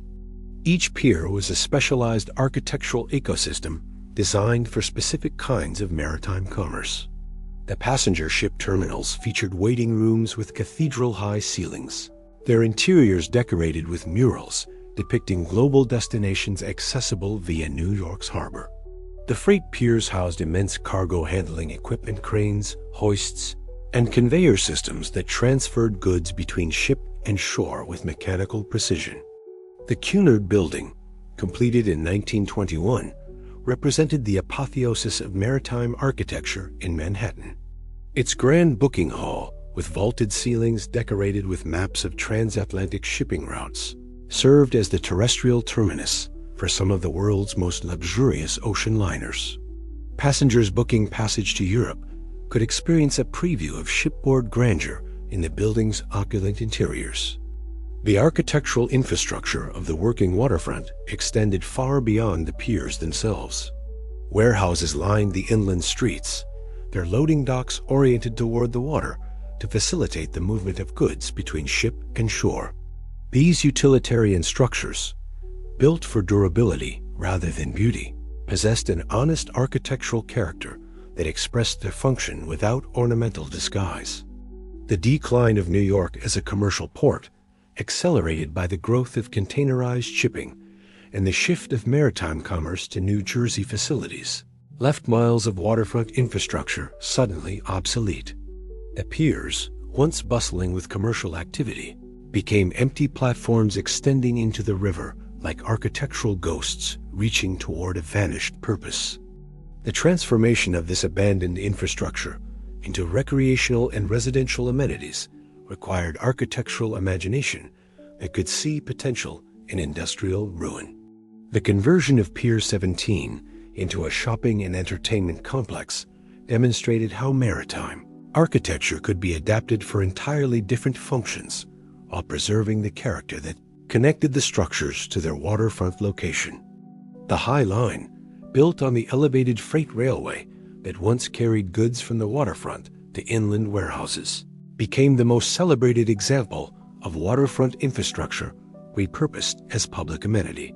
The narrow linear park, threading through the West Side neighborhoods on the skeleton of industrial architecture, offered pedestrians a unique perspective on the city's transformation from manufacturing center to post-industrial metropolis. Battery Park City, constructed on landfill, created from excavation of the World Trade Center site, represented a completely new approach to waterfront development. The planned community, with its mix of residential towers, office buildings, and public spaces, was designed from the ground up as a pedestrian-friendly neighborhood that took advantage of harbor views while creating an architectural buffer between the financial district and the river. The adaptive reuse of waterfront buildings revealed the inherent flexibility of industrial architecture. Warehouses became artists' lofts, shipping terminals became event venues, and pier structures became platforms for outdoor dining and entertainment. The robust construction that had been necessary for maritime commerce proved ideal for the varied demands of urban residential and recreational use. Contemporary waterfront development continues to grapple with the challenge of creating architecture that acknowledges the area's maritime heritage while serving completely different functions. New residential towers along the East River and Brooklyn waterfront seek to capture harbor views and waterfront ambience while housing populations that have no direct connection to the working port that once defined these neighborhoods. The architecture of climate resilience has become an increasingly important consideration in waterfront development as rising sea levels and storm surge threaten low-lying areas that were developed when such concerns seemed distant and theoretical. New construction must now incorporate flood-resistant design strategies that earlier generations of waterfront builders never needed to consider. The Brooklyn Bridge Park, built on former shipping piers and industrial sites, demonstrates how post-industrial waterfront architecture can create new kinds of public space that celebrate rather than disguise their industrial origins. The park's design incorporates remnants of maritime infrastructure, old pier pilings, warehouse foundations, and shipping equipment as sculptural elements that maintain visual connections to the site's commercial past.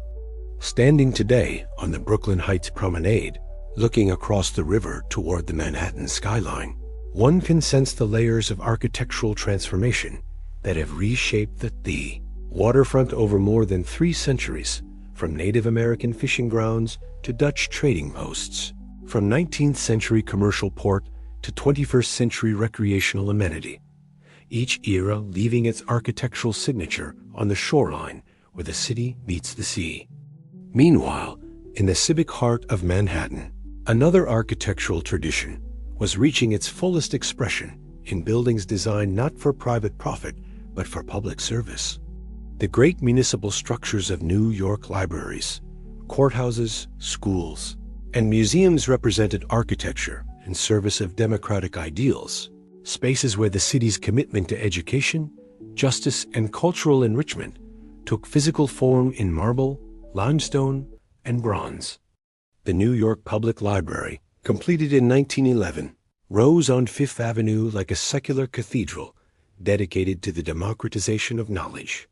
Carrere and Hastings designed the building as a temple to learning, its Beaux-Arts facade suggesting that books and reading deserved architectural settings as magnificent as any religious or commercial purpose. The library's reading rooms, with their soaring ceilings and carefully controlled natural light, created spaces for contemplation and study that rivaled the world's great monastic libraries. The main reading room, stretching more than 300 feet along the building's Fifth Avenue frontage, accommodated hundreds of researchers and students at long wooden tables, illuminated by bankers' lamps that cast pools of warm light across open books and manuscript pages. The space possessed an acoustic quality that encouraged concentrated work conversations naturally dropped to whispers, and the rustling of pages became the dominant sound in a vast room where intellectual labor proceeded with monastery-like discipline. The library's architectural program included innovations that recognized how democratic access to information required new kinds of building systems. The pneumatic tube network that carried book requests from reading rooms to storage stacks represented cutting-edge information technology, allowing librarians to fulfill patron requests with mechanical efficiency. The building's extensive underground storage areas, invisible to most users, housed millions of books in a carefully controlled environment that preserved paper and binding materials for future generations. The Surrogates Court, completed in 1907, demonstrated how civic architecture could achieve grandeur through the careful orchestration of architectural sculpture and interior decoration. The building's facade featured carved figures representing New York's history, while its interior spaces included elaborate murals depicting the evolution of record-keeping from ancient civilizations to the modern administrative state.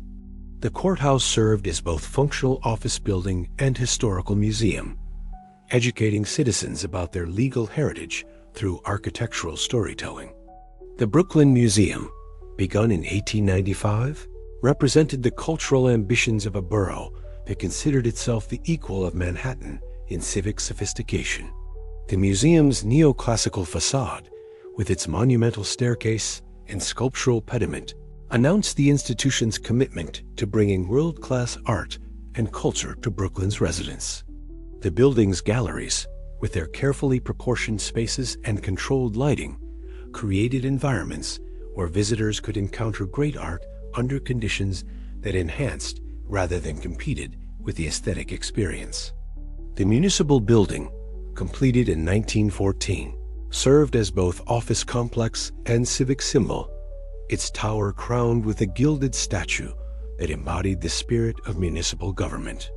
The building's arcade at street level created a pedestrian passage that connected City Hall Park to the Brooklyn Bridge, demonstrating how civic architecture could serve multiple urban functions while maintaining its symbolic dignity. Public schools throughout the city developed their own architectural vocabulary during this period, their red brick facades and large windows expressing the democratic commitment to education that distinguished American urban development from European models.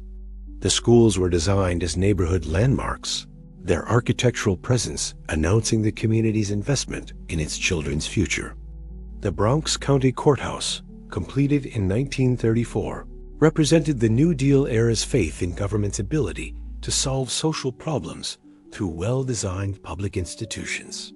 The building's Art Deco details and carefully planned interior spaces created an environment where justice could be administered with both efficiency and dignity, demonstrating how civic architecture could embody political ideals in physical form. The Queen's Museum, originally built as the Queen's Museum of Art for the 1939 World's Fair, exemplified the period's optimism about public institutions as instruments of social progress. The building's modernist design expressed confidence in the future, while its exhibition spaces celebrated technological innovation and international cooperation as solutions to global challenges. Hospital architecture developed its own specialized requirements during this period, as medical science demanded buildings that could accommodate increasingly complex equipment and procedures. Bellevue Hospital, rebuilt multiple times over the decades, represented the city's commitment to providing healthcare regardless of patients' ability to pay, its architectural evolution reflecting changing medical practice and social policy. The architecture of public education expanded beyond individual school buildings to encompass entire educational complexes. The City College of New York's Gothic Revival campus in Harlem demonstrated how public higher education could achieve architectural distinction while serving diverse urban populations, its collegiate architecture competing successfully with the great private universities for architectural prestige. Standing today in the main reading room of the New York Public Library, surrounded by researchers from around the world pursuing knowledge under the same soaring ceiling that has inspired scholars for more than a century, one can sense the democratic promise embedded in civic architecture, the belief that public buildings should offer every citizen access to beauty, knowledge, and justice, regardless of their economic circumstances or social status. As the climate shifted toward the 21st century's environmental awakening, New York's architects began to grapple with questions that their predecessors had never needed to consider. How could buildings contribute to, but rather than detract from, ecological health? What would architecture look like if it worked with natural systems rather than against them? Could the vertical city learn to breathe, to grow, to participate in the cycles of the living world? The Bank of America Tower, completed in 2009, represented an early attempt to reconcile skyscraper ambition with environmental responsibility. Its LEED Platinum certification required innovations in energy efficiency, water conservation, and material selection that pushed green building technology into the realm of superdule construction. The building's ice storage system, which froze water during off-peak hours and used the ice for daytime cooling, demonstrated how environmental architecture could achieve sustainability through sophisticated mechanical engineering. Rooftop gardens began to appear across the city's skyline like oases sprouting from concrete and steel. These elevated landscapes served multiple functions: absorbing rainwater, reducing heat island effects, providing habitat for birds and insects, and creating outdoor spaces for urban residents who had no access to ground-level gardens. The green roofs transformed previously unused architectural surfaces into productive ecosystems. The High Line's success as a linear park built on abandoned railway infrastructure inspired similar projects throughout the city. The elevated parkway demonstrated how post-industrial infrastructure could be transformed into ecological corridors that supported both human recreation and urban wildlife.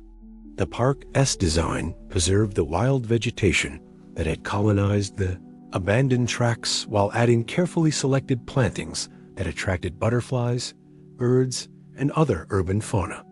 Vertical farms and hydroponic gardens began to appear in warehouses and converted industrial buildings, bringing food production back into the urban core for the first time since the 19th century. These agricultural facilities represented a new kind of architecture: buildings designed as three-dimensional farming systems where crops grew under artificial lights in climate-controlled environments that maximized yield per square foot. The Brooklyn Navy Yard's transformation from military installation to industrial complex included the construction of some of New York's most innovative green buildings. The Steiner Studios facility, with its green roof and passive solar design, demonstrated how film and television production could be housed in environmentally responsible architecture that reduced energy consumption while creating flexible spaces for creative industries. Solar panels began to appear on rooftops across all 5 boroughs, their photovoltaic surfaces transforming previously unused architectural surfaces into power generation facilities. The distributed energy system represented a fundamental shift from centralized utility infrastructure toward neighborhood-scale renewable energy production integrated directly into the built environment. The Barclays Center in Brooklyn incorporated sustainable design principles into sports and entertainment architecture. Its modular facade system, allowing for natural ventilation, while its stormwater management systems reduced runoff into the city's overtaxed sewer infrastructure. The arena demonstrated how large-scale event facilities could achieve environmental goals without sacrificing architectural drama. Living walls and vertical gardens transformed building facades from passive barriers into active biological systems. These vegetated surfaces cleaned air, absorbed carbon dioxide, and provided habitat for urban wildlife while creating architectural features that changed appearance with the seasons. The living walls connected interior spaces to natural cycles that had been largely eliminated from urban environments.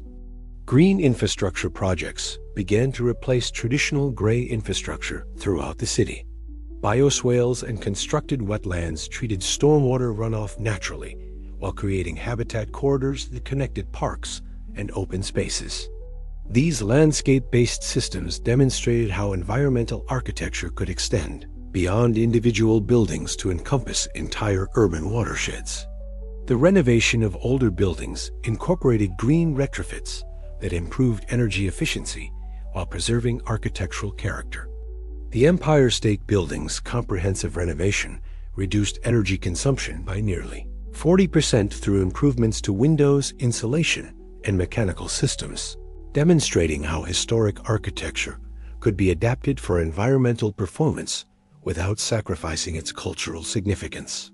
Urban agriculture initiatives transformed vacant lots and unused rooftops into productive agricultural spaces that supplied fresh produce to local markets and restaurants.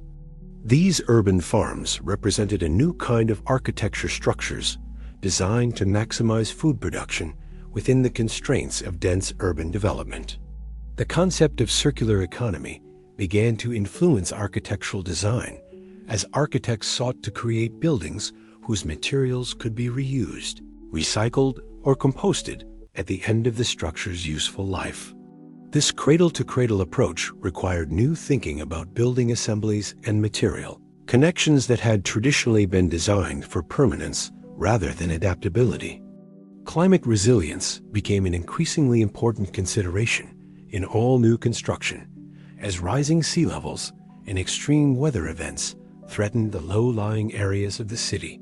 New building codes began to require flood-resistant design strategies, elevated mechanical systems, and backup power systems that could maintain habitability during extended utility outages. Standing today on a green roof in Brooklyn, looking across the harbor toward Manhattan's evolving skyline, where solar panels and living walls are becoming increasingly common architectural features, one can sense the moment when New York architecture began to acknowledge its responsibility to the larger ecological systems that sustain all urban life, when the vertical city began learning how to participate in rather than dominate the natural world that surrounds and supports it. But another possibility emerges when we acknowledge that every building in New York carries within its walls the accumulated memories of all who have lived, worked, and dreamed within its spaces. The invisible city exists parallel to the visible one, a metropolis of stories, ghosts, and forgotten dreams that inhabit the same architectural spaces we see every day but remain largely hidden from casual observation. The tenements of the Lower East Side, many now converted to luxury condominiums, still echo with the voices of immigrant families who crowded into airless rooms at the turn of the 20th century. Their architectural DNA persists in the narrow hallways, the shared bathrooms, the fire escapes that served as outdoor living rooms during sweltering summer nights. The buildings have been renovated and gentrified, but their spatial arrangements continue to influence how residents interact with one another and with the urban environment beyond their walls. In the converted warehouses of SoHo and Tribeca, the ghosts of industrial labor persist in the wide plank floors worn smooth by decades of manufacturing activity, in the massive timber beams that once supported heavy machinery, in the freight elevators that carried goods between floors when these spaces housed factories rather than art galleries and residential lofts. The architecture remembers its industrial past even as its present occupants use the spaces for entirely different purposes. The former mansions of the Upper East Side, many now subdivided into apartments or converted to institutional use, retain traces of their original domestic grandeur in the proportions of their rooms, the quality of their architectural details, and the relationship between formal and service spaces. Visitors moving through these adapted spaces can sense the social hierarchies that once organized daily life in these elaborate domestic establishments. The abandoned subway stations scattered throughout the system serve as time capsules of transportation design, their decorative tilework and architectural details preserved in darkness, while the system above them evolved toward purely functional priorities. These ghost stations offer glimpses of an era when public transportation was expected to provide beauty as well as mobility, when municipal architecture aspired to create spaces worthy of democratic citizenship. The buildings that house the city's most famous cultural institutions retain the atmospheric residue of the performances, exhibitions, and gatherings that once animated their spaces. The old Metropolitan Opera House may have been demolished, but its replacement carries forward something of the acoustic perfection and social ritual that made opera a central element of New York's cultural life. The former speakeasies of the Prohibition era, many now legitimate restaurants and bars, preserve architectural traces of their clandestine past in hidden entrances, secret passages, and basement spaces that were designed for concealment rather than display. These architectural features remind visitors of an era when the city's social life operated outside the law and beyond the reach of official authority. The rooming houses and single-room occupancy hotels that once provided affordable housing for the city's most vulnerable residents have largely disappeared, but their architectural legacy persists in the narrow rooms, shared bathrooms, and minimal common spaces that characterize this form of urban dwelling. The loss of these architectural types represents the elimination of an entire category of affordable housing that once served essential social functions. The manufacturing lost that housed the city's garment industry retained the spatial characteristics that made them ideal for industrial production: high ceilings, large windows, open floor plans, and freight elevators designed for moving goods rather than people. These architectural features continue to influence how the spaces are used, even as they house art studios, technology companies, and residential lofts rather than clothing factories. The settlement houses and community centers that served the city as immigrant populations developed their own architectural vocabulary: large meeting halls for community gatherings, classrooms for English and citizenship instruction, gymnasiums for recreation, and social service offices for assisting new arrivals with housing, employment, and legal issues. Many of these buildings continue to serve similar functions, their architecture encoding the social programs they were designed to support. The former hospitals and medical facilities scattered throughout the city preserve architectural traces of earlier approaches to healthcare delivery. Long wards designed for maximum ventilation, isolation rooms for infectious diseases, and surgical theaters with skylight illumination. These spaces remind us of an era when medical architecture was shaped by different understandings of disease, hygiene, and therapeutic intervention. The churches and synagogues that served the city's diverse religious communities often found new purposes as their original congregations moved to other neighborhoods, but their architectural features: soaring ceilings, stained glass windows, and carefully planned acoustics continue to influence how these spaces are experienced regardless of their current use. The former newspaper buildings of Lower Manhattan, where the daily drama of urban journalism once played out in press rooms and editorial offices, retain architectural traces of an era when print media served as the nervous system of metropolitan life. The building's relationship to the street, their loading docks for newsprint delivery, and their spaces for high-speed printing equipment reflect the technological and social requirements of mass communication in the pre-digital age. Standing today in any older building in New York, running one's hand along a worn banister, or pausing in a doorway that has framed millions of human passages, one can sense the invisible city that exists within, and alongside the visible one, a metropolis of memory and association that gives depth and meaning to the architectural spaces we inhabit every day. High above the chaos of Midtown Manhattan, in a mechanical room that few New Yorkers will ever see, an elderly man climbs a narrow staircase every morning at precisely 8:47 a.m. His footsteps echo off concrete walls as he ascends toward a responsibility that has defined his working life for more than 3 decades: the daily winding of one of the city's last hand-wound public clocks. The timepiece occupies a small chamber at the top of the Paramount building, its mechanical heart beating with the steady rhythm of escapement, and pendulum that has measured urban time since the building's completion in 1927.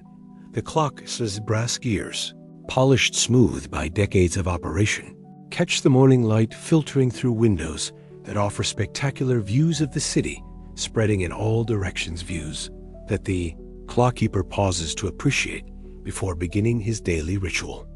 The winding process requires both physical strength and mechanical intuition. The massive weights that power the clock must be raised to their proper height using a hand crank that demands steady pressure and careful attention to the mechanism's response. Too much force and delicate components might be damaged. Too little, and the clock will lose time during the following day's operation. The clockkeeper learned his trade from his predecessor, who had maintained this same timepiece for 40 years before passing the responsibility to younger hands.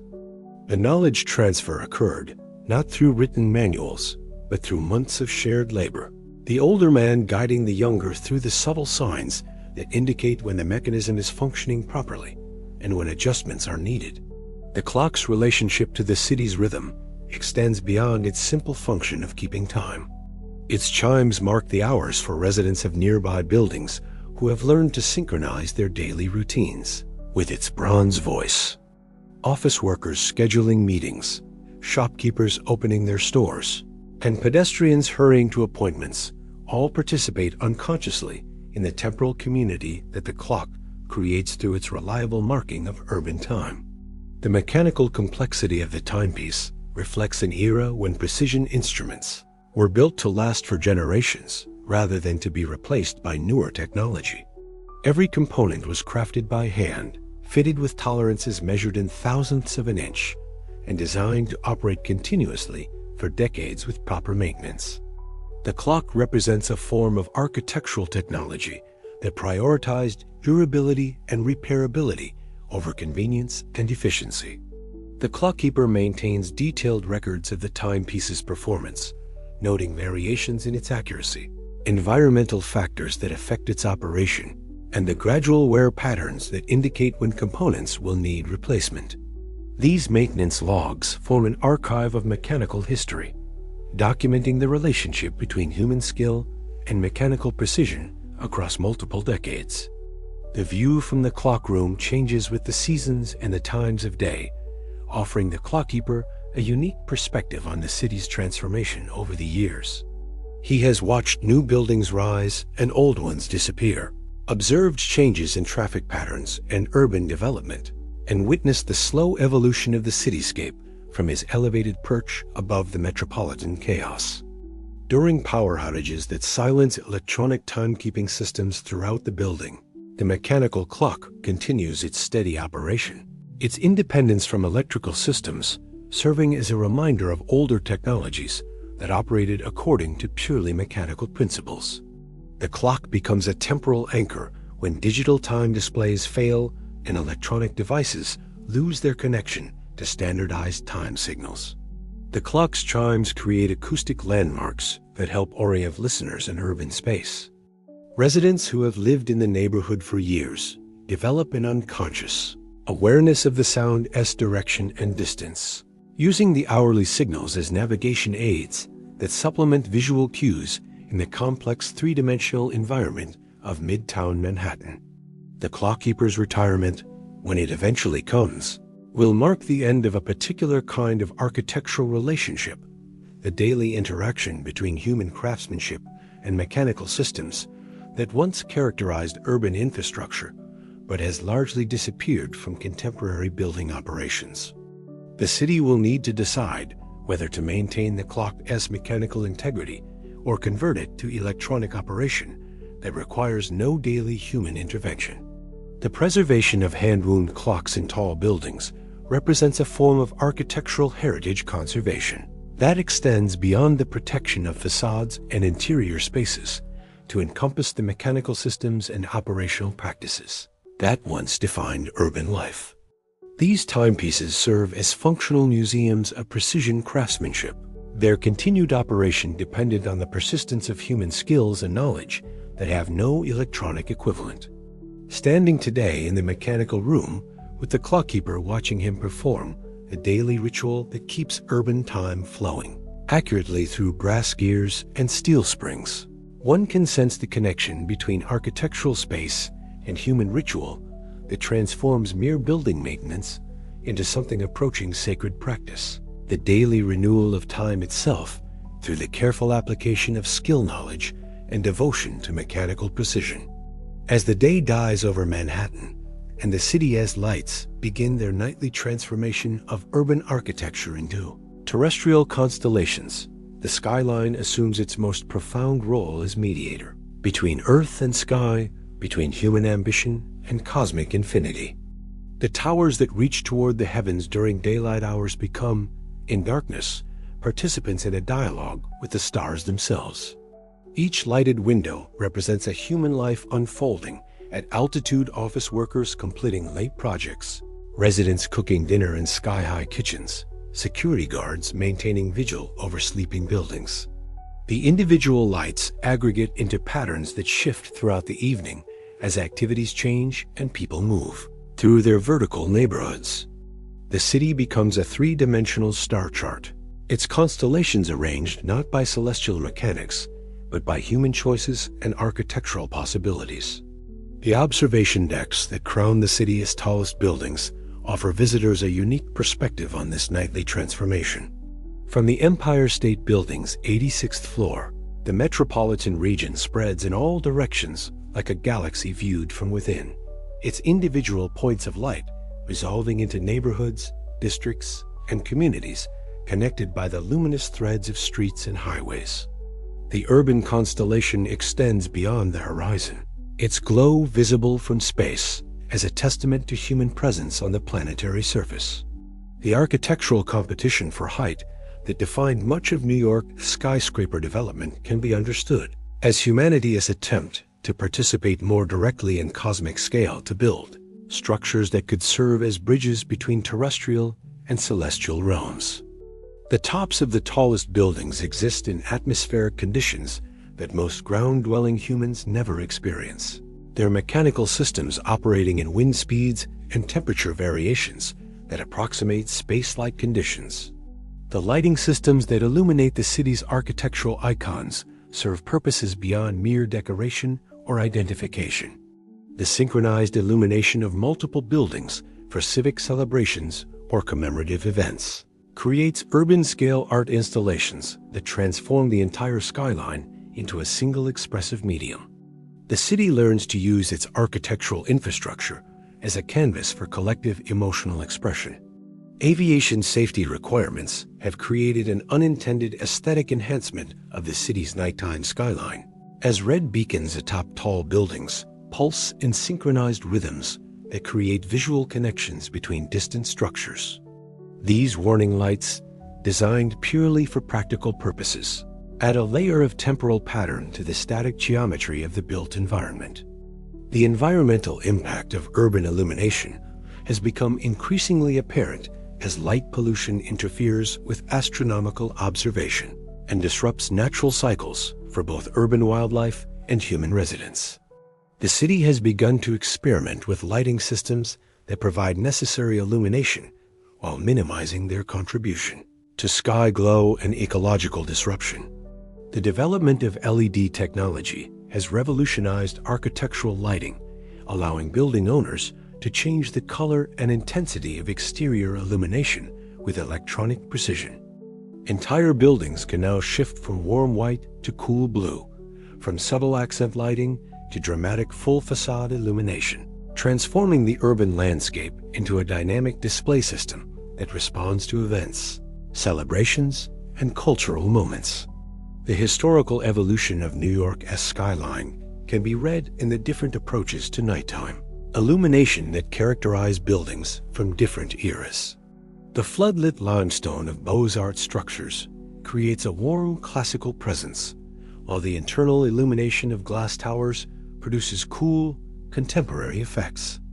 The city's architectural timeline becomes visible after dark, as different lighting strategies reveal the aesthetic preferences of different periods. The relationship between urban lighting and natural phenomena creates moments of unexpected beauty when architectural illumination interacts with weather conditions. Fog transforms lighted buildings into mysterious forms that seem to float above the city, while falling snow creates pointillist effects around illuminated facades. The buildings participate in atmospheric theater that changes nightly according to meteorological conditions. The energy consumption required to maintain the city's nighttime illumination represents a significant portion of its overall electrical demand, connecting architectural ambition directly to questions of resource use and environmental responsibility. The spectacular visual effects of urban lighting carry hidden costs that challenge the city to balance aesthetic goals with sustainability objectives. The psychological effects of living and working at great height, surrounded by artificial illumination and removed from direct contact with natural light cycles, have become subjects of architectural and medical research. The vertical city creates new forms of human habitation that evolution did not anticipate, requiring conscious design interventions to maintain connections to natural rhythms and cycles. The maintenance of lighting systems on tall buildings requires specialized skills and equipment that represent their own form of architectural craftsmanship. The workers who service illumination systems on the city's tallest structures operate in conditions that most ground-level technicians never encounter. Their work ensuring that the urban constellation continues to shine nightly above the metropolitan region. Standing tonight on any elevated platform in New York, a rooftop, a bridge, an observation deck, and looking out over the glittering cityscape that extends beyond the horizon in all directions, one can sense the ultimate architectural achievement that the city represents.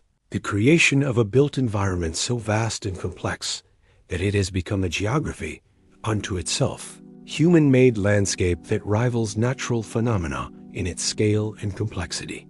The city's lights reflect in the harbor, waters like stars, doubled in a cosmic mirror, creating visual connections between the terrestrial city and the celestial realm that has inspired human architecture since the first structures were built to honor sky gods and track astronomical events.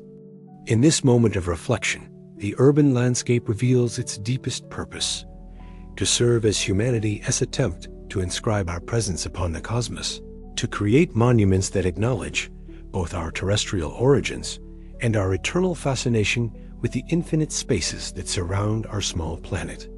Perhaps this is the ultimate meaning of New York's architectural journey, the creation of a vertical city that serves as both shelter and symbol, both practical necessity and cosmic aspiration.